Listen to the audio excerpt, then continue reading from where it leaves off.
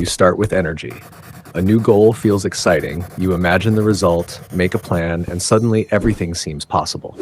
Then, a few days later, the motivation disappears. Why?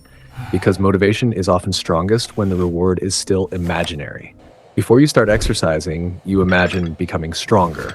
Before studying, you imagine finally understanding the subject. Before building a project, you imagine what it could become. Your brain is responding to a future possibility.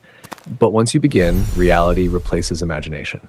The workout is tiring, the textbook is boring, the project takes longer than expected, and the reward is still far away. Imagine deciding to learn the piano.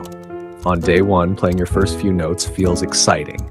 By day 10, you're repeating the same scale again and again.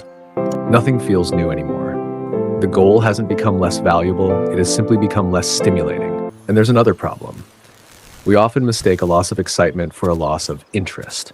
You might think, maybe I don't really want this anymore. But sometimes you still want the result. You just don't enjoy the process yet. This is why relying entirely on motivation is dangerous. Motivation is useful for starting, but consistency usually comes from making the action easier to repeat. Instead of saying I need to study for 2 hours, you might say, I'll study for 10 minutes.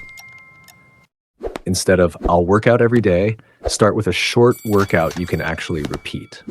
Small actions reduce the psychological cost of starting again, and something interesting happens when you keep going.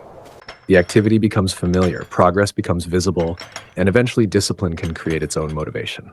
You stop needing to feel excited before you act.